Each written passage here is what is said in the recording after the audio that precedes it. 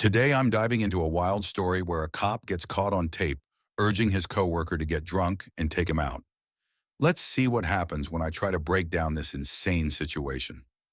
Before getting into the story, don't forget to subscribe and comment below where you are watching from today. Let's get started. The small town of Harwood, tucked away in rural America, carried with it a certain unease, a tension that was rarely spoken about but constantly felt. The police force was a reflection of that town. Most officers were content to keep their heads down, avoid controversy, and maintain the status quo, but not Officer Derek Grant. In his mid-40s, Derek had been with the Harwood Police Department for over 2 decades. He was tough, stern, and, to many, an ideal lawman, though a growing number of people within the department knew the truth. Beneath his calm, professional exterior, Derek harbored deep-seated prejudices, a simmering anger directed toward anyone who didn't fit his idea of normal. It wasn't just about race for Derek. He despised weakness in any form, and he viewed compassion as a liability. He especially hated how the world seemed to be changing around him. Affirmative action, new policies favoring diversity, and worse, people like Officer Terry Holmes, who, in his mind, didn't deserve the uniform they wore. Terry, on the other hand, was everything Derek loathed. Young, optimistic, and newly promoted to detective, despite having been on the force for less than 10 years, Terry was well-liked among his peers. He was the type of officer who took time to engage with the community, always extending an olive branch instead of resorting to force. Worse yet, Terry was racially mixed, half black, half white, and this infuriated Derek on an even deeper level. Terry's promotion had been a sore spot for months now, a constant reminder to Derek of everything he thought was wrong with the world. When the announcement had come that Terry was to be promoted to detective, Derek had barely been able to hide his anger. It should have been him. After years of service, years of dealing with the scum of the town, Derek believed he had earned that spot. Instead, it went to someone younger, someone who didn't have the same hardened view of justice. To Derek, Terry's promotion was not only a personal insult, but a symbol of how society had grown soft. "Can you believe it?" Derek had muttered to his friend, Officer Wayne Blackwell, another veteran on the force. "The kid's barely been here long enough to get his boots dirty, and they make him detective. It's a joke."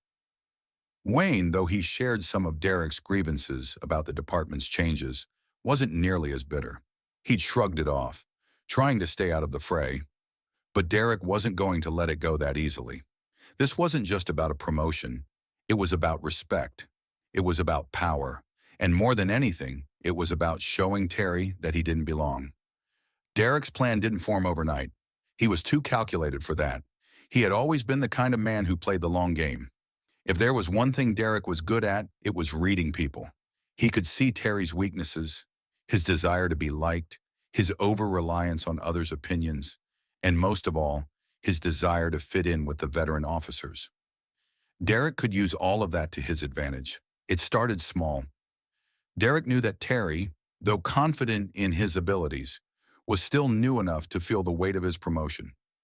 It was common knowledge that younger officers often had trouble balancing the pressures of their jobs with their personal lives, and Derek had heard from other officers that Terry had been struggling at home. He had a wife, Megan, and 2 young kids, and the promotion had only added to the tension. The long hours, the stress, it was all starting to take its toll. Derek began to ingratiate himself with Terry, acting like a mentor figure, always being there with a word of advice or a quick compliment. At first, it seemed like nothing more than harmless camaraderie. Derek would offer Terry tips on dealing with the higher-ups, pretending to be supportive, while subtly reminding him of the dangers of the job and how easily things could go wrong. "You know, Terry," Derek had said one evening as they wrapped up a long shift, "the higher up you go, the more people you have watching your every move. You've got to be careful. One slip up and they'll come down hard. You're good, but you've got to learn to play the game right." Terry, always eager to learn, nodded. "Yeah, I've been feeling that. Sometimes it's overwhelming, but I guess that's part of the job, right?" Derek smiled, though the expression never reached his eyes. "That's right, but just don't let it eat you alive. A few drinks after work never hurt anybody." Derek knew the power of suggestion, and it wasn't long before Terry took him up on his offer. After a particularly grueling shift, the two men ended up at a local dive bar, a place where the off-duty cops often congregated.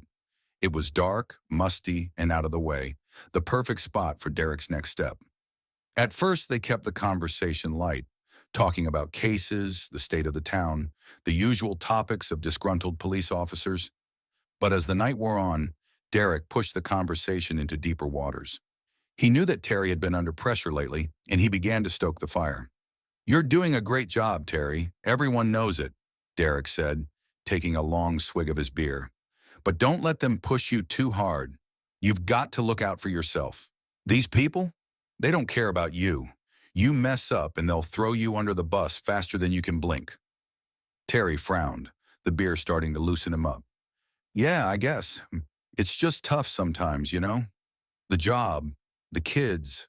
Megan's been on my case about the hours." Derek nodded sympathetically. "That's the thing. They don't prepare you for this, do they? You think it's all about doing the right thing, but really it's about survival. You've got to protect yourself first." Terry took another sip of his drink, his expression growing more somber. Derek watched him closely. He was laying the groundwork, slowly chipping away at Terry's confidence, at his optimism. The alcohol would do the rest. As the night progressed, Derek leaned in, lowering his voice. "You're young, Terry. You've got a lot ahead of you. But trust me, this job, it'll eat you alive if you let it. Don't let anyone think they're better than you. You earned your spot, but that doesn't mean they won't try to take it from you." Terry, now a few drinks in, nodded slowly. Derek smiled to himself. The seed was planted. Over the next few weeks, Derek's strategy of subtly worming his way into Terry's life began to pay off. Derek was patient. He didn't push too hard, just enough to make Terry feel like he had a reliable friend in the department. He offered advice on cases, invited Terry for drinks after particularly rough shifts, and even started covering for Terry when the younger detective made small mistakes on reports or missed a detail during investigations. Terry, unaware of Derek's growing resentment and carefully orchestrated manipulation, began to trust him more and more. He started to confide in Derek, especially about the increasing pressure he felt at work. Terry was finding his new role as detective far more stressful than he had anticipated. The expectations were high, and every mistake felt magnified. One afternoon, after a long and fruitless day chasing leads, Terry slumped into the break room at the station, massaging his temples. Derek, as if by coincidence, strolled in moments later with 2 cups of coffee in hand. "You look like you could use this," Derek said, handing Terry a cup. "Rough day?" Terry sighed, taking the cup gratefully. "You have no idea. This case, it's like we're chasing ghosts. And on top of that, Megan's upset because I've missed dinner 3 nights in a row. The kids barely see me anymore." Derek sat across from him, nodding along with practiced sympathy. "That's the job, man. It's tough on the family. But at the end of the day, they'll understand you're doing this for them. You're working hard to provide, to make things better." Terry smiled weakly, though doubt flickered in his eyes. "Yeah, I hope so. I just feel like I'm losing touch with everything outside of work." Derek leaned forward, his voice low and measured. "You're not losing anything, Terry. What you're feeling is normal. We've all been there. It's the grind, the pressure. Gets to everyone at some point. But you've got to find a way to take care of yourself, too. Blow off some steam every now and then." Terry shrugged. "I don't know. I'm trying to keep it together, but it's hard. I can't afford to mess up." Derek gave him a knowing smile. "You won't. But trust me, this job eats people alive if they don't find a release. It's why so many guys hit the bar after a shift. It's not just for fun, it's survival." Terry chuckled, but Derek's words lingered. He had noticed how much of the older crew seemed to rely on alcohol to cope, and though he had resisted that culture so far, he began to wonder if maybe Derek was right. Maybe it was just part of the job. Soon enough, Terry found himself at the bar with Derek more often than not. It started as an occasional drink after particularly grueling days, but Derek was skillful in making it a habit. Every time Terry seemed stressed or on edge, Derek was there, ready with the suggestion, "Let's grab a drink. You deserve it." Terry began to lean on those after-work drinks more than he realized. He told himself it was just a way to unwind, a harmless way to decompress, but gradually it became more than that. Derek had a way of making the bar feel like a sanctuary, a place where Terry could vent his frustrations without judgment. Over drinks, Derek subtly reinforced his messages. He continued to sow seeds of doubt about the department, the higher-ups, and even Terry's fellow officers. You know, the brass doesn't care about us, Derek would say, lowering his voice conspiratorially. To them, we're just cogs in the machine. They pretend to care, but the second you make a mistake, they'll hang you out to dry. Terry, already feeling the weight of his new responsibilities, found himself nodding along. He wasn't sure if Derek was right, but the stress and exhaustion clouded his judgment. It felt good to have someone who understood. As Terry spent more time with Derek, he began to drift from his other colleagues. Derek subtly encouraged this, playing on Terry's insecurities. "You notice how Officer Davis has been acting around you lately?" Derek asked one evening over drinks. "I think he's a little jealous. You know how it is. Guys like him, they don't like seeing someone younger get ahead." Terry frowned, surprised. He hadn't noticed any issues with Officer Davis. But once Derek mentioned it, he started to wonder. Was Davis really acting distant? Did he resent Terry for his promotion? Derek continued, "It's just how people are. They smile to your face, but they're always watching, waiting for you to screw up. Trust me, I've been around long enough to see it. You've got to watch your back." Slowly but surely, Terry began to pull away from his other friends on the force. He started to view them with suspicion, wondering if they were really rooting for him or secretly hoping he would fail. Derek, of course, remained the exception. Derek was always there, always ready to offer advice or share a drink. He made it seem like they were the only ones who understood how tough the job really was. Terry's personal life also began to suffer under the weight of his increasing stress. Megan noticed the change in him first. He was coming home later and later, his mood growing darker and more distant. He was short with her and the kids, often too tired or too preoccupied to engage in family activities. "What's going on with you, Terry?" Megan asked one night as they sat at the dinner table. The kids had already gone to bed, and the tension between them was palpable. Terry sighed, rubbing his eyes. "It's just work, Megan. It's been rough lately. I know it's been hard, but you're not even here anymore. When you are, it's like you're somewhere else. The kids miss you. I miss you." "I'm doing my best," Terry muttered, his frustration bubbling to the surface. "You think I like being gone all the time? You think I like dealing with this crap at work?" Megan's face softened, but her voice remained firm. "I just want my husband back. The job is hard, but we're supposed to be in this together." Terry looked away, the guilt gnawing at him.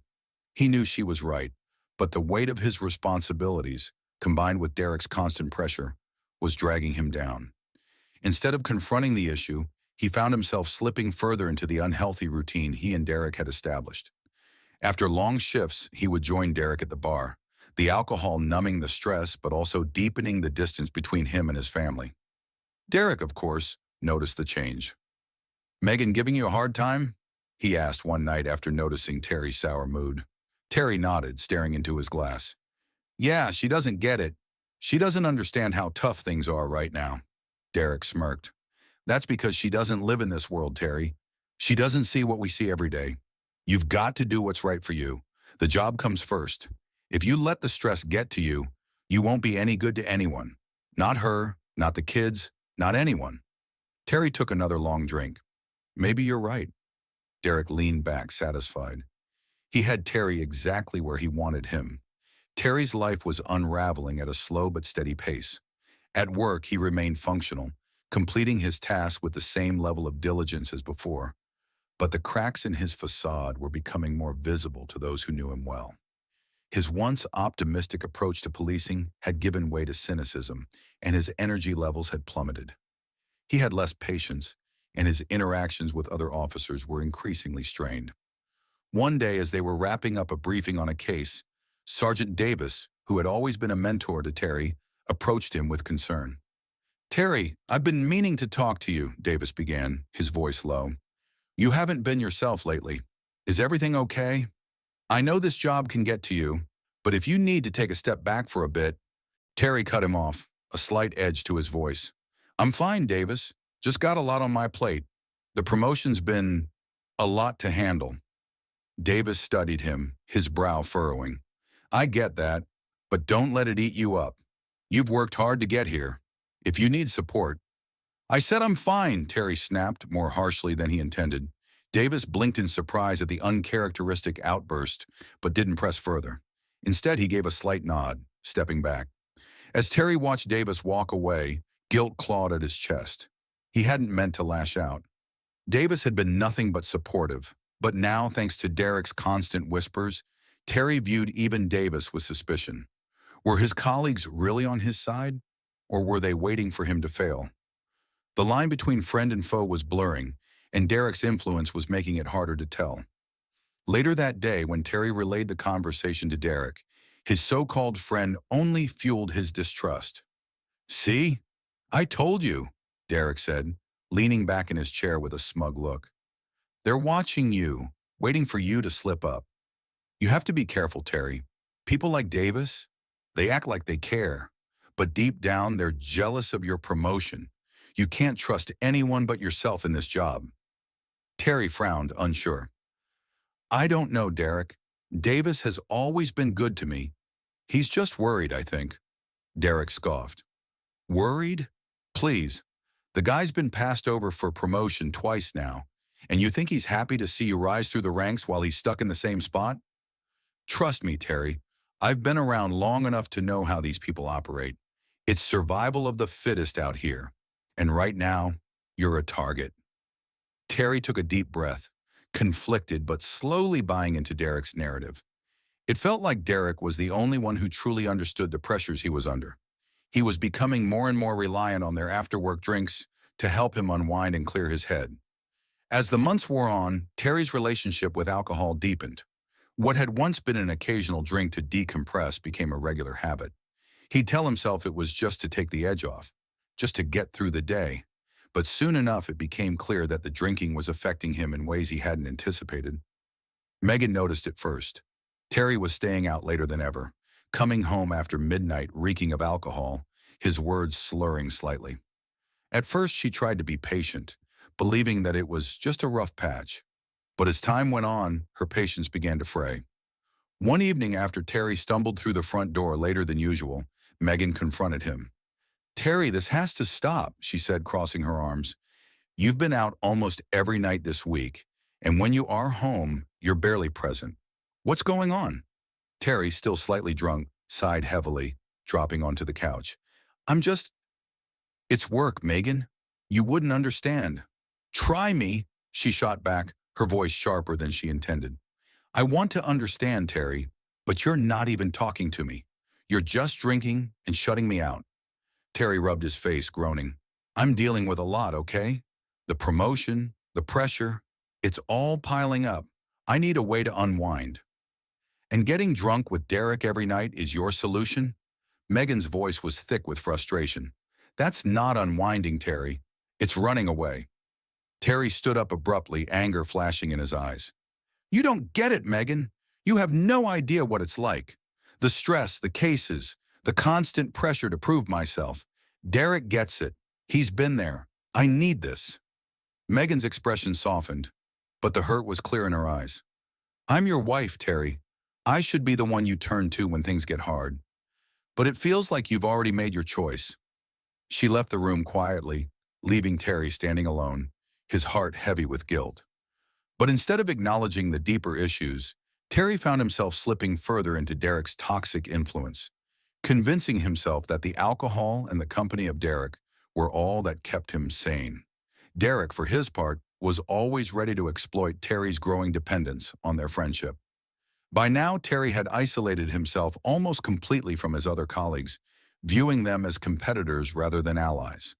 Derek continued to plant doubts in Terry's mind about everyone around him, Megan, Davis, even the department itself. You ever wonder if Megan's really on your side? Derek asked one evening over drinks, his tone casual but pointed. Terry, already a few drinks in, frowned. What do you mean? I'm just saying, Derek continued, leaning in conspiratorially, sometimes women don't understand the kind of pressure we're under. They think it's easy. She's probably wondering why you're not at home all the time. But does she really care about what you're going through? Terry bristled at the comment, but there was a small part of him that couldn't dismiss the thought. Megan had been distant lately, more frustrated with him than the supportive. Maybe Derek was right. Maybe she didn't fully understand the weight he was carrying. And Davis, Derek added, changing the subject. I've been hearing things. The guys at the station, they're starting to talk. Word is, Davis has been gunning for your spot, trying to make you look bad. Terry's jaw clenched. Davis wouldn't do that. He's a good guy. Derek chuckled darkly. You keep thinking that, but don't be surprised when he stabs you in the back. You've got to watch your own back, Terry. You can't trust anyone in this job except yourself. And me, of course. I've got your back. Terry stared into his drink, the seeds of doubt Derek had planted growing roots in his mind. He had thought of Davis as a friend, but the way things had been going lately, he wasn't sure who to trust anymore. The constant pressure, the stress at home, and the whispers of jealousy around the department were wearing him down. Derek could see the conflict on Terry's face, and he knew it was time to take the next step. He needed to push Terry further, to break down the last of his resistance. Derek didn't just want Terry to rely on him. He wanted total control. Derek's manipulation of Terry had been slow and methodical, but now that Terry was fully ensnared in his web, Derek began to push more dangerous ideas. The drinking sessions grew longer, and Derek's words grew darker. What had once been casual bar talk now shifted into discussions about the harshness of the world, the futility of doing the right thing, and the idea that sometimes extreme measures were the only way to survive. One evening, after a long day on patrol, Terry and Derek found themselves once again at the dimly lit dive bar. The two men sat in their usual booth, a corner spot away from the prying eyes of their fellow officers. As they downed their drinks, Derek's tone shifted from his usual jaded commentary to something more sinister. You know what really gets to me, Terry? Derek asked, his voice low and dangerous. It's that the system is rigged against guys like us. We do all the hard work, we put our lives on the line, and for what? A paycheck and a pat on the back? Meanwhile, the scum we deal with every day get all the breaks. Terry, already a few drinks in, nodded slowly. Yeah, it feels like that sometimes. It's more than just feeling, Derek pressed. It's the truth. You think the higher-ups care about you? About us? They don't. They pretend to care when it suits them, but the minute you mess up, they'll throw you to the wolves. Terry took a long sip of his drink, his mind clouded with alcohol and exhaustion. What are you saying, Derek? I'm saying that sometimes you've got to take matters into your own hands. Do what's right, even if it means bending the rules a little. Derek's eyes gleamed in the dim light as he leaned closer.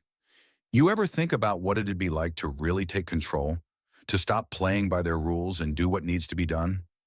Terry frowned, the weight of Derek's words pressing down on him. I don't know, man. I'm not like that. I don't want to get into any trouble. Derek laughed, a low, humorless sound. Trouble? This world's already troubled, Terry. The question is, are you going to let it swallow you up, or are you going to fight back? The conversation lingered in Terry's mind long after they left the bar that night. Derek's words had planted something deep within him, something dark, something unsettling. But Terry wasn't ready to confront that yet. He pushed the thoughts aside, telling himself it was just drunken rambling. Still, the seed had been planted. A few weeks later, Derek sensed that Terry was reaching a breaking point. He had become more isolated, more distant from his family and colleagues. His drinking had increased, and his temper had grown shorter. The guilt weighed heavily on Terry, but rather than pulling back, he leaned into Derek's toxic influence, convinced that Derek was the only one who truly understood him. Derek decided it was time to set his plan into motion. He needed to push Terry over the edge, to make him pliable enough for the final act. It was a warm summer evening when Derek suggested they go out for a real night on the town. Something different, something to really blow off steam. Let's take a drive out to that old bar on the outskirts of town, Derek said casually as they were finishing a shift. Get away from the usual crowd, away from the station. Just us, you know. Terry, exhausted and eager to escape the pressures of his job and home life, agreed without hesitation. The bar Derek suggested was an out-of-the-way spot that most of the locals didn't frequent, a perfect place for Derek's plan to unfold. As they drove out into the countryside, Derek made sure to keep the conversation light at first. He didn't want Terry to suspect anything was off. But as they arrived at the bar, Derek began to lay the groundwork for the night ahead. They sat at a small table in the back, far from the other patrons. Derek ordered a bottle of whiskey, something stronger than what they usually drank, and poured generous shots for both of them. "To surviving in a world that doesn't care about us," Derek said, raising his glass. Terry clinked his glass against Derek's and downed the shot, grimacing at the burn. As the night wore on, Derek encouraged Terry to drink more and more. He kept the conversation light at first, but as Terry grew more intoxicated, Derek began to steer it in darker directions. "You ever think about just letting go?" Derek asked at one point, his voice low and serious. Terry blinked, confused. "Letting go of what?" "Everything. The pressure, the expectations, the guilt. Sometimes I think the only way to get through this life is to stop caring about what anyone thinks." Terry frowned, his mind sluggish from the alcohol. "I don't know, man. I don't think I could do that." Derek smiled, but it wasn't a friendly smile.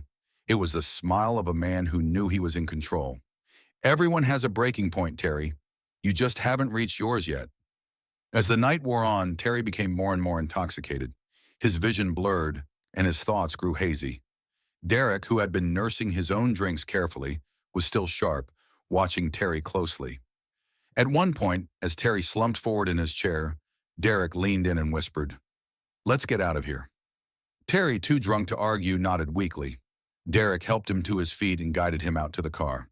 The night air was cool and crisp, a stark contrast to the heavy atmosphere inside the bar. As they drove down the dark, winding country roads, Derek began to plant the final seed. "You ever feel like someone needs to pay for everything we've been through?" Derek asked, his voice calm and measured. Terry blinked, trying to focus. "What do you mean?" "I'm just saying sometimes people get away with things they shouldn't. Sometimes the world needs a little balance. You know what I mean?" Terry didn't respond, his mind too clouded to process what Derek was saying. But Derek didn't need a response. He knew Terry was too drunk to resist what was coming next. Derek pulled the car over to a secluded spot off the road, an area surrounded by dense woods. He turned off the engine and looked over at Terry, who was slumped in the passenger seat, barely conscious.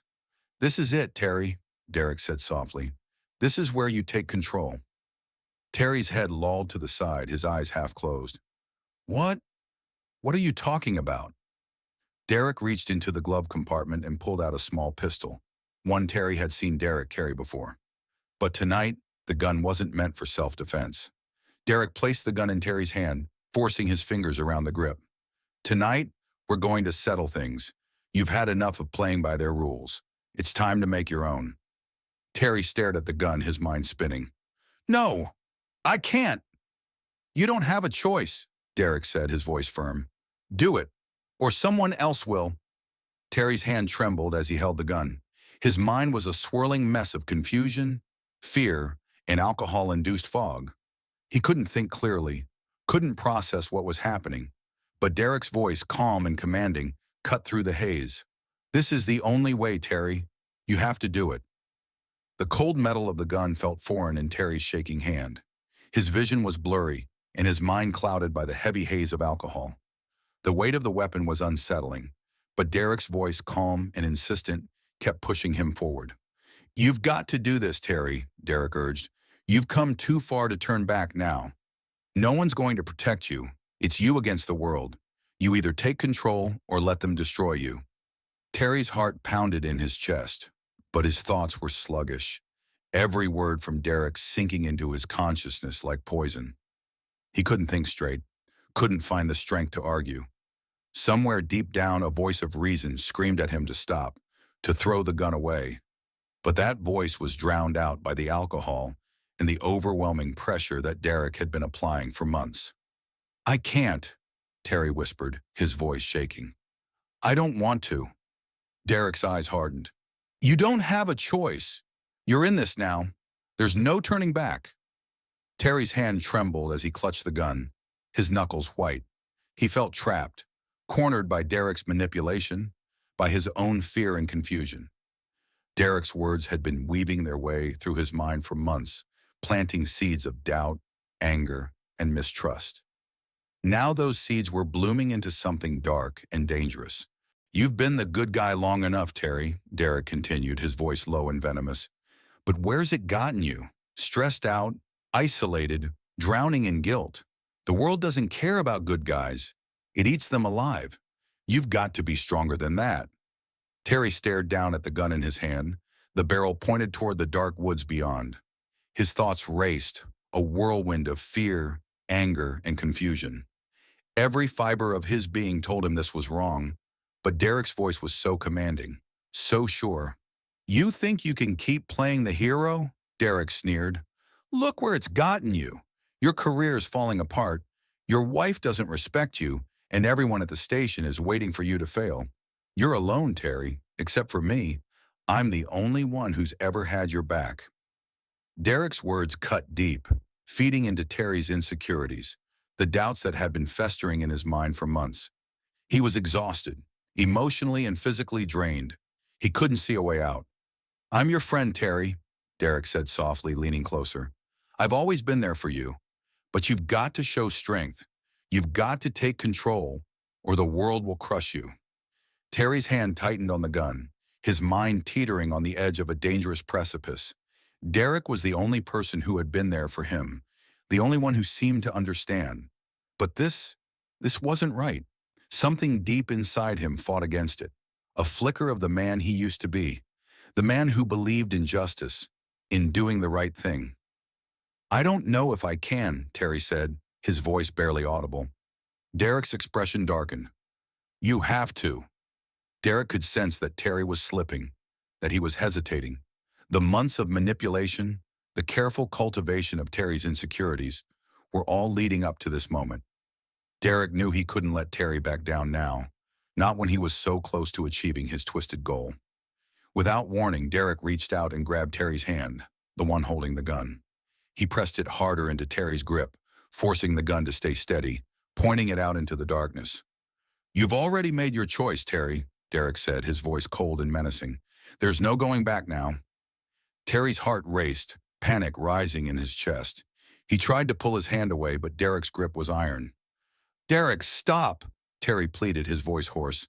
"I don't want this." But Derek wasn't listening. He was too far gone, too consumed by his own bitterness and hatred. This was the moment he had been waiting for, the moment when he could push Terry past the point of no return.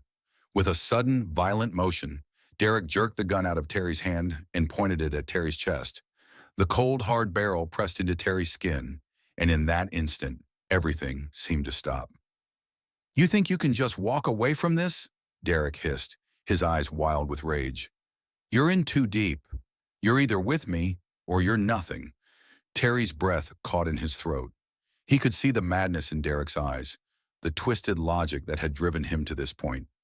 This wasn't about friendship or loyalty anymore. This was about control, about power. Derek had spent months breaking Terry down, and now he was trying to force him to cross a line that could never be uncrossed. But in that moment, something shifted inside Terry. The fog of alcohol and manipulation lifted, if only for a second, and he realized what was happening. Derek had been using him, manipulating him, pushing him toward a path of destruction. And if Terry didn't do something now, it would end in blood. "No," Terry said, his voice firm for the first time that night. "I won't do this." Derek's face twisted in fury. "You don't have a choice." "I do," Terry said, his hands shaking as he reached for the gun. "And I'm done letting you control me." In one swift motion, Terry grabbed the gun from Derek's hand, yanking it away from his chest. Derek staggered back, momentarily caught off guard, but his expression quickly shifted to one of cold anger. "You really think you can walk away from this?" Derek sneered. "You think anyone will believe you? You're nothing without me, Terry. You're just another cop with a drinking problem. I'm the only one who ever gave a damn about you." Terry's hands shook as he held the gun, but his mind was clearer than it had been in months. He realized now how deeply Derek had poisoned his thoughts, how much he had allowed himself to be manipulated. But it wasn't too late. He could still walk away. "I'm done with you, Derek," Terry said, his voice steady. "I'm not doing this." Derek's eyes narrowed, his lips curling into a cruel smile. "You're weak, Terry. You always were." For a moment, they stood there in the darkness, the gun between them, the weight of everything that had happened pressing down on Terry. But in that moment, Terry made his choice. He wasn't going to let Derek drag him down any further. Without another word, Terry dropped the gun to the ground and turned to walk away. As Terry took his first steps away from Derek, his back turned to the man who had manipulated him for months. He heard a sharp, clicking sound behind him, the sound of a gun being cocked. He froze, his heart racing. "Don't walk away from me!" Derek's voice was low, dripping with venom. Terry didn't turn around, but he knew what was coming. Derek had reached his breaking point too. There was no turning back for either of them. And then, in the stillness of the night, a gunshot rang out. The sound of the gunshot echoed through the dark woods, cutting through the silence like a blade. Terry froze, his breath catching in his throat. For a moment, time seemed to stand still, and the world around him blurred into an overwhelming silence. He expected to feel the impact of the bullet, but instead, there was nothing, just the weight of the moment pressing down on him. Slowly, Terry turned around, his heart pounding in his chest, and what he saw sent a jolt of shock through his body. Derek stood there, the gun in his hand, but his face twisted in pain. He looked down at himself, a patch of blood blossoming across his side where the bullet had ricocheted back and struck him. His hand shook, the gun slipping from his grip and falling to the ground with a dull thud. Terry stood frozen, his mind struggling to comprehend what had just happened. Derek had shot at him, but in his anger and drunken state, he had lost control of the weapon and accidentally wounded himself. For a moment, Derek's eyes met Terry's, filled with disbelief and something else. Fear. "Help! Me!" Derek gasped, his hand clutching his side, blood oozing between his fingers. Terry's mind raced. This was the man who had spent months manipulating him, breaking him down, and now he was asking for help. The weight of everything that had happened crashed over Terry in waves. His guilt, his fear, the realization that Derek had tried to kill him. But there was also something else, a deep, dark part of him that wanted to turn away, to leave Derek to suffer for everything he had done. But he couldn't do it. Terry rushed to Derek's side, adrenaline now coursing through his veins. He knelt beside him, instinct taking over as he applied pressure to the wound. Derek winced in pain, his face pale and sweaty. "I didn't mean to," Derek muttered, his voice strained. "It wasn't supposed to happen like this." Terry's jaw tightened, his hands trembling as he tried to stop the bleeding. "What did you think was going to happen, Derek? You pushed me to this." Derek didn't respond, his breathing becoming more labored as the blood soaked through Terry's fingers. In that moment, Terry realized how far Derek had fallen, how his own hatred and anger had consumed him, driving him to this point of self-destruction. Terry's thoughts raced as he considered his options. They were miles away from town, in the middle of nowhere. No one would hear them out here. If Derek didn't get help soon, he would bleed out. But if Terry called it in, if he brought the authorities into this, everything would come out. The drinking, the manipulation, the months of Derek's poisonous influence. Terry knew it wouldn't be easy to explain, but he couldn't just let Derek die. Grabbing his phone with blood-slicked hands, Terry called 911, his voice shaking as he explained the situation. "There's been an accident. My partner's been shot. We need an ambulance, fast." As he waited for help to arrive, Terry kept pressure on the wound, his thoughts swirling. Derek's breathing grew more shallow, his face growing paler by the minute. "Why?" Terry asked quietly, unable to hold back the question. "Why did you do all this?" Derek coughed, his eyes flickering open. I thought it was the only way. This world, it's rotten, Terry. You and me, we're just pieces in a game. I tried to protect you. I tried to make you stronger." Terry shook his head, tears of frustration and exhaustion welling in his eyes. "You didn't make me stronger, Derek. You broke me down." The sound of distant sirens cut through the silence, growing louder as they approached. Terry stayed by Derek's side, still holding pressure on the wound as he felt Derek's pulse weaken. He didn't know if Derek would survive the night, but he knew help was coming, and that was all he could focus on. The flashing red and blue lights appeared in the distance, and soon paramedics were rushing toward them. They worked quickly to stabilize Derek, loading him onto a stretcher and rushing him into the ambulance. Terry stood back, covered in blood, his hands trembling as he watched them work. One of the paramedics turned to him. "You okay, man? Do you need medical attention?" Terry shook his head, unable to find the words. His mind was numb, overwhelmed by everything that had happened in the last few hours. As the ambulance sped away, the paramedics working furiously to keep Derek alive, Terry was left standing alone on the side of the dark country road, his thoughts a jumbled mess of regret, fear, and guilt. The weight of what had happened settled heavily on his shoulders. Within hours, the Harwood Police Department was crawling with investigators. Terry had called in the shooting, giving a brief, muddled account of what had happened. But he knew the story was far from over. Sitting in the sterile interrogation room of the station, Terry was questioned by internal affairs officers. The questions were relentless. Why were you out there? What happened to make Derek draw his weapon? What were you doing with a gun in the first place? Terry's answers were shaky at best.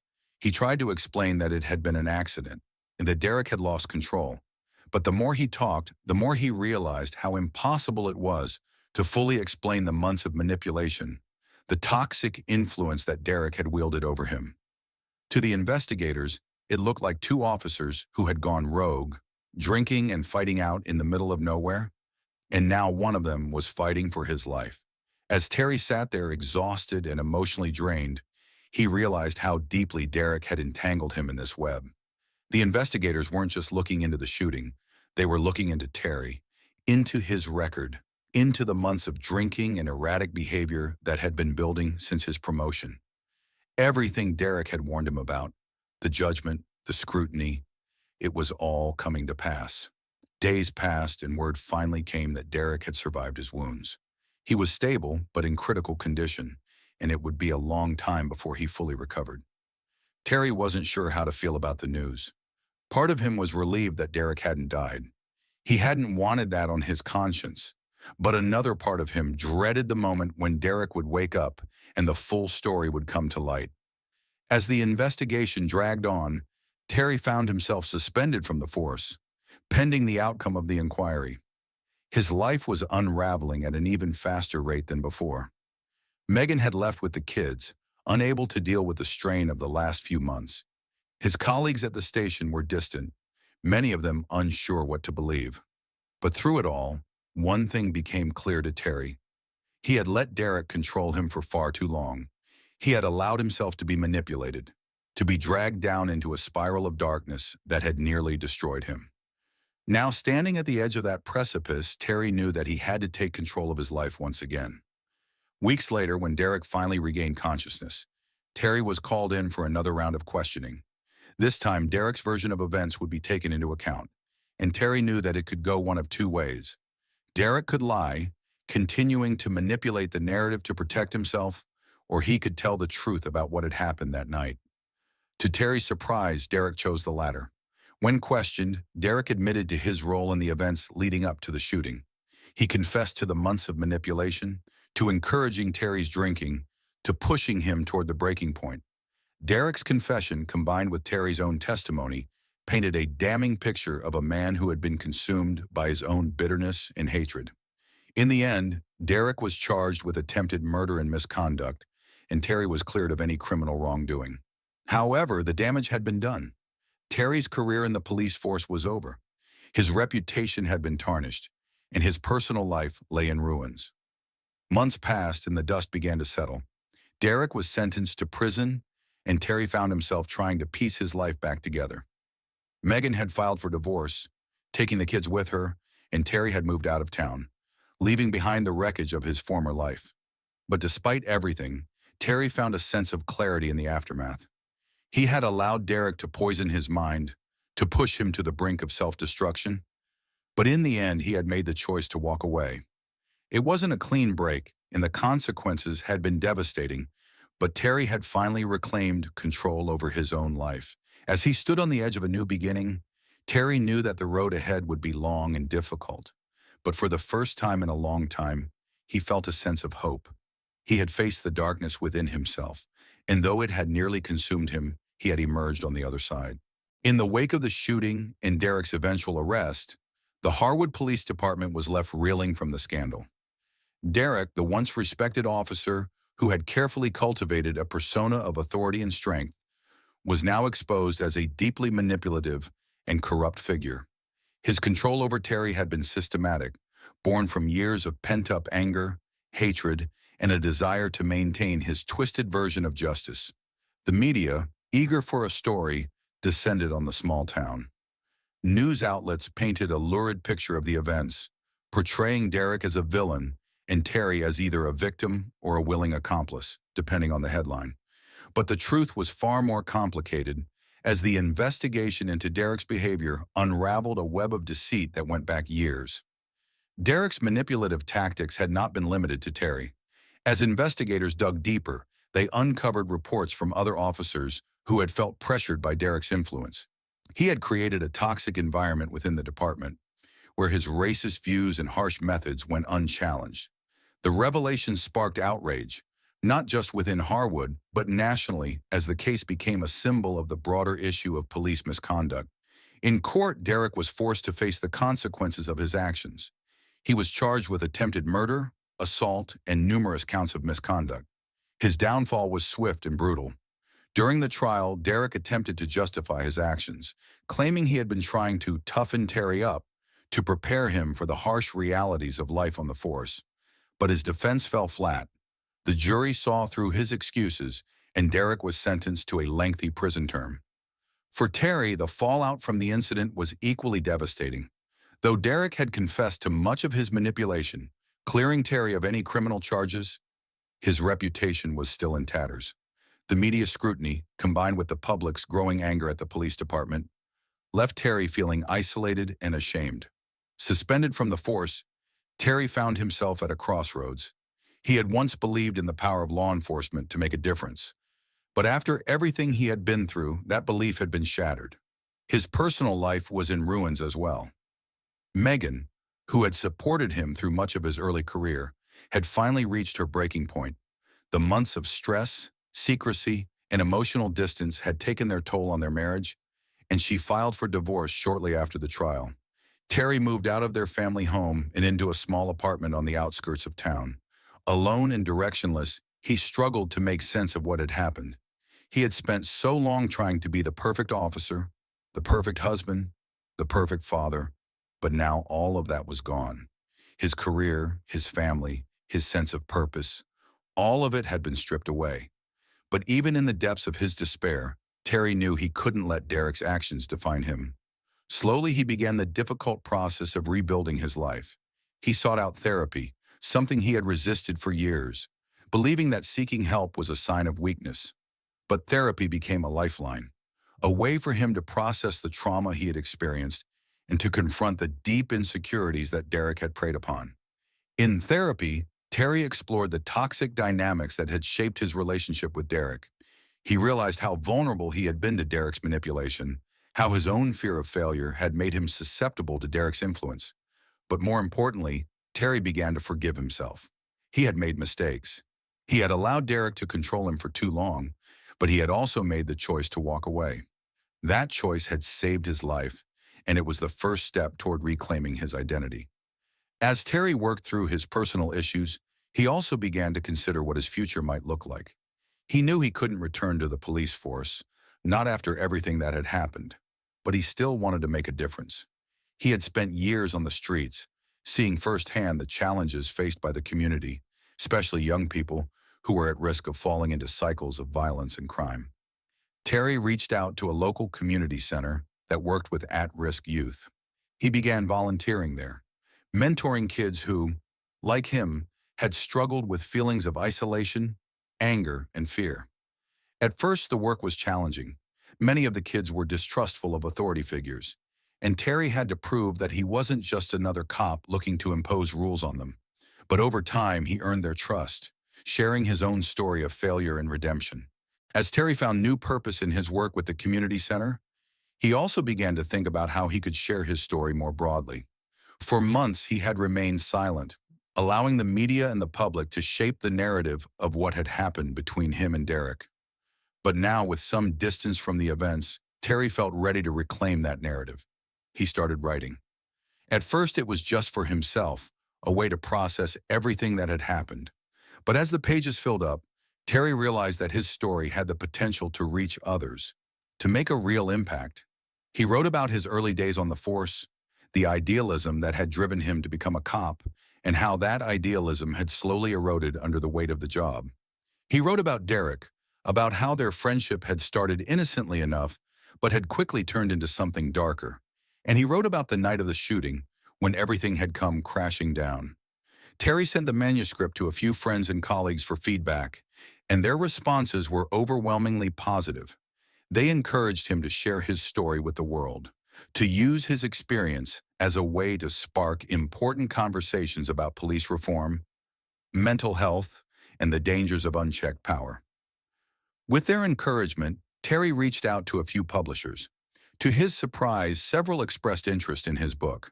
The story of a police officer's fall from grace, combined with themes of systemic racism and manipulation, resonated with the public. The book, Breaking the Chain, One Officer's Journey Through Betrayal and Redemption, was published the following year. The publication of Terry's book marked a turning point in his life. He was no longer the disgraced officer at the center of a scandal. He was someone who had faced his demons, survived, and come out the other side stronger for it. The book didn't become an overnight bestseller, but it found a dedicated audience. People who saw themselves in Terry's story, who understood the struggles he had faced, and who found hope in his journey of redemption. Terry was invited to speak at events and panels about police reform and mental health within law enforcement. His message was clear. The system needed to change. Officers needed better mental health support, more accountability, and a culture that didn't tolerate the kind of toxic behavior that Derek had embodied. Terry wasn't bitter about what had happened, but he was determined to ensure that others didn't go through the same experience. His work with the community center expanded as well. He continued mentoring young people, sharing his story with them in the hope that they might avoid the same mistakes he had made. For many of the kids, Terry became a role model, not because he was perfect, but because he had failed and learned from it. Years later, Terry found himself standing on the porch of his small home, watching the sun set over the horizon. So much had changed since the night of the shooting. Derek was still in prison, serving a long sentence for his crimes. Megan had moved on, remarried, and though their relationship had ended, they remained on good terms for the sake of their children. Terry had rebuilt his life from the ground up. He wasn't the same person he had been before the scandal. He was wiser, more self-aware, and more grounded in his purpose. He had found peace in his work with the community, in sharing his story, and in knowing that he had finally reclaimed control over his life. As he stood there watching the last rays of sunlight dip below the horizon, Terry smiled. The road ahead was still uncertain, but for the first time in a long time, he wasn't afraid. He had faced the darkness and come out the other side, and now the future was his to shape. We'd love to hear your thoughts. Share your opinions in the comments below, and let's keep the conversation going. If you're interested in more discussions on police reform or misconduct, be sure to check out our next video insert link, where we dive deeper into these critical issues.